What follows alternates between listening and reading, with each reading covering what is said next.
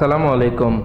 আইন মোতাবেক জেলে পর্যাপ্ত সুযোগ সুবিধা দেওয়া হচ্ছে না বলে অভিযোগ করেছেন পাকিস্তান তেহরিক ইনসাফ পিটিআইয়ের প্রতিষ্ঠাতা কারাবন্দী ইমরান খান। সেই সঙ্গে যথাযথ জেল সুবিধা নিশ্চিত করার জন্য প্রেসিডেন্ট আসিফ আলী জারদারি এবং প্রধানমন্ত্রী শেহবাজ শরীফের প্রতি আহ্বান জানিয়েছেন সাবেক এই প্রধানমন্ত্রী। তা না হলে জেলে অনশন করবেন বলে হুঁশিয়ারি দিয়েছেন ইমরান খান। শনিবার ৭ জুলাই ইমরান তার আইনজীবী আজহার সিদ্দিকের লেখা এক চিঠির মাধ্যমে এই আহ্বান জানান।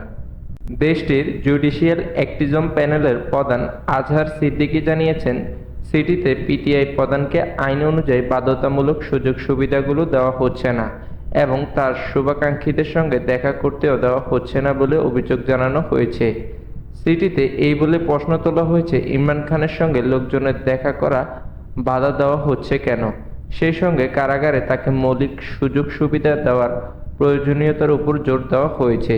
যদি এই শর্ত পূরণ না করা হয় তবে সাবেক প্রধানমন্ত্রী বিষয়টি উচ্চ আদালতে নিয়ে যাবেন বলে জানান এই আইনজীবী।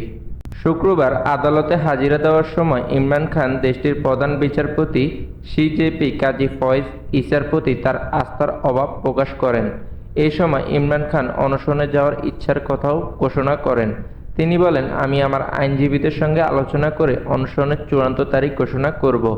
একই দিনে কারাবন্দী পিটিআই প্রতিষ্ঠাতা ঘোষণা করেন যে তার দল শেহবাজ শরীফ সরকারের সর্বদলীয় সভায় অংশ নেবে। রাওয়ালপিন্ডির আদিয়ালা কারাগার থেকে সাংবাদিকদের ইমরান খান বলেন, আমার দল সর্বদলীয় সম্মেলনে অংশগ্রহণ করবে এবং সরকার কি বলবে তা শুনবে। পিটিআই প্রতিষ্ঠাতা হুঁশিয়ারি দিয়ে বলেন, সন্ত্রাসবিরোধী পদক্ষেপ দেশকে আরও অস্থিতিশীলতার দিকে নিয়ে যাবে। প্রধানমন্ত্রী শাহবাজ শরীফ সরকার নতুন যে সামরিক অভিযানের কথা বলছে তার নাম দেওয়া হয়েছে আজম ই ইস্তেকাম। উর্দু ভাষায় এই শব্দের প্রচলিত অর্থ হচ্ছে স্থিতিশীলতা। আলোচিত এই সামরিক অভিযান কতদিন ধরে চলবে তা নিশ্চিত করেনি দেশটির কর্তৃপক্ষ। সামরিক অভিযান শুরুর আগে এর বিপক্ষে দাঁড়িয়েছেন জেলবন্দি সাবেক প্রধানমন্ত্রী ইমরান খান। গত সপ্তাহে ইমরান জানিয়েছে যে উত্তর পশ্চিমাঞ্চল এবং দক্ষিণ পশ্চিমাঞ্চলে সামরিক অভিযানের বিপক্ষে তিনি।